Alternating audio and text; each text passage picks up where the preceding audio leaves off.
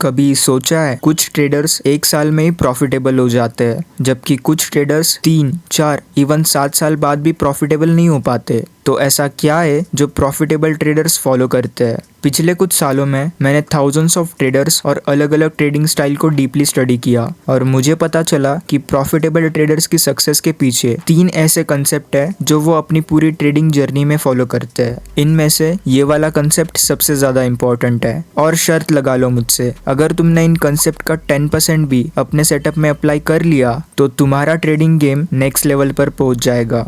Starting with first concept, understanding the market. ये सुनने में बेसिक लगता है, ये बेसिक है नहीं। बिगनर्स चार्ट देखते हैं, प्रोफेशनल्स इंफॉर्मेशन देखते हैं। वो इंफॉर्मेशन क्या है? एक सिंपल सवाल का जवाब, मार्केट क्या करने की कोशिश कर रहा है, बस यही गोल है। अब यहाँ पे price action, SMC, ICT, support and resistance, liquidity zones, higher time frame analysis, ये सब अलग अलग स्ट्रैटेजीज नहीं है, ये सब एक ही काम करते हैं, मार्केट को रीड करना। कोई एक लेंस यूज करता है, कोई दूसरा, बट क्वेश्चन सेम रहता है। फॉर एग्जाम्पल, मान लो निफ्टी एक क्लियर डाउन ट्रेंड में, हायर टाइम फ्रेम पे स्ट्रॉन्ग रेजिस्टेंस जोन है और तुम वहाँ पे एक बुलिश इंगल्फिंग कैंडल देख के लॉन्ग पोजीशन में घुस जाते हो। सेटअप बिल्कुल टेक्स्ट बुक था बट कॉन्टेक्स्ट रॉन्ग था। तुम ट्रेंड के अगेंस्ट ट्रेड कर रहे थे बिना ये सोचे कि बिगर पिक्चर क्या बोल रहा है, और यही लॉस है। Majority of losing trades bad entry से नहीं आते, वो आते हैं रॉन्ग कॉन्टेक्स्ट में सही दिखने वाली एंट्री से।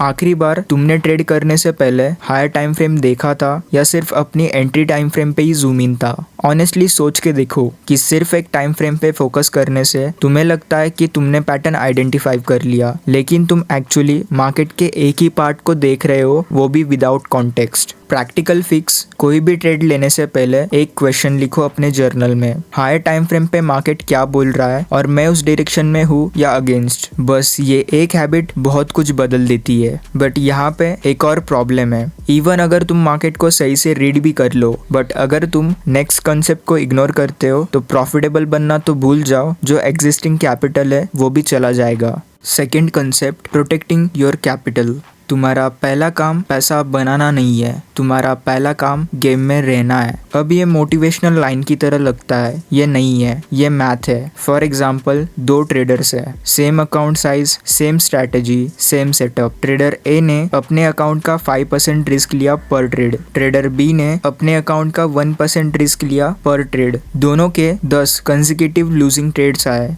जो कि एक नॉर्मल ड्रॉडाउन पीरियड में कंप्लीटली पॉसिबल है किसी भी स्ट्रैटेजी में। ट्रेडर ए अब 40% डाउन है, ट्रेडर बी सिर्फ 10% डाउन है। अब यहाँ पे वो चीज जो ऑलमोस्ट कोई नहीं बताता, 40% लॉस रिकवर करने के लिए 40% गेन नहीं चाहिए, 67% गेन चाहिए, क्योंकि अब बेस छोटा हो गया। मैथ ऐसे काम करता है। और अगर अकाउंट 50% डाउन हो जाए, 50% गेन नहीं, 100% गेन चाहिए। डबल करना पड़ेगा सिर्फ ब्रेक इवन तक पहुंचने के लिए। अभी के लिए इतना ही समझो, पर इस मैथ्स को विजुअली समझना चाहते हो तो इस वीडियो में मैंने एग्जैक्टली ब्रेक डाउन किया है। आफ्टर दिस वीडियो देख लेना। और यही है वो ट्रैप जिसमें ज्यादातर ट्रेडर्स फंस जाते हैं। वो सोचते हैं रिकवर कर लूंगा, लेकिन वो ये नहीं जानते हर परसेंटेज लॉस के साथ रिकवरी का मैथ उनके अगेंस्ट एक्सपोनेंशियली हार्ड होता जाता है। वही ट्रेडर भी सिर्फ 10% डाउन है, उसे 11% गेन चाहिए ब्रेक इवन के लिए।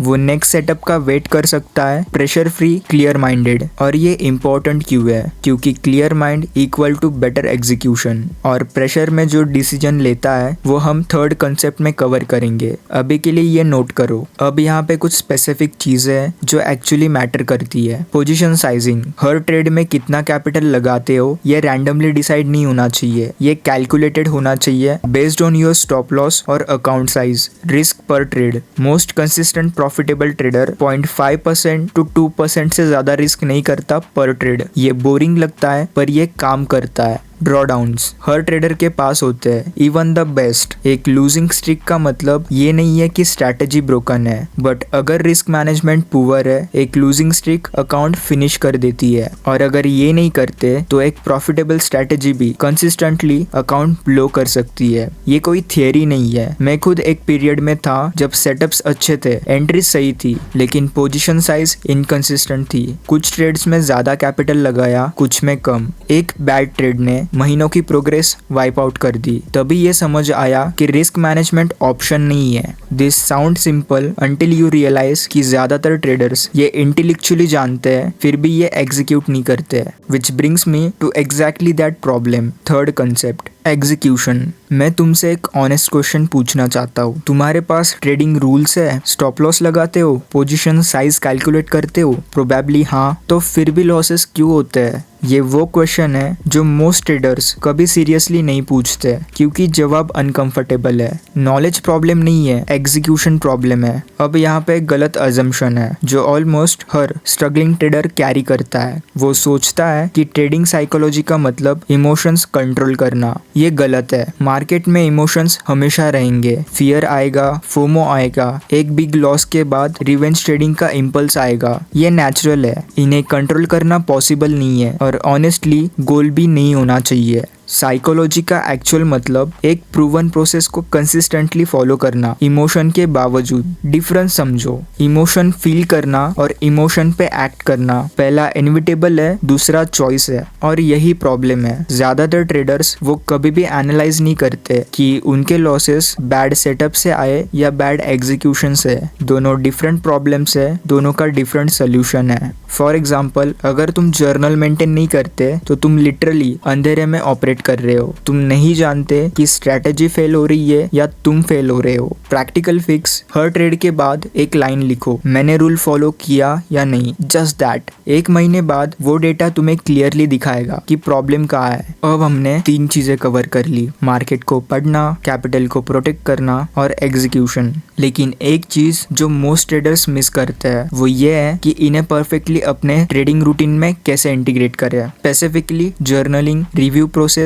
और ट्रेड प्लानिंग। और अगर तुम चाहते हो कि मैं इसके ऊपर डेडिकेटेड वीडियो बनाऊं, कमेंट में लिखो रूटीन। जितने ज्यादा कमेंट्स उतनी जल्दी वो वीडियो आएगी। एंड या तुमसे वही मिलूंगा। बाय।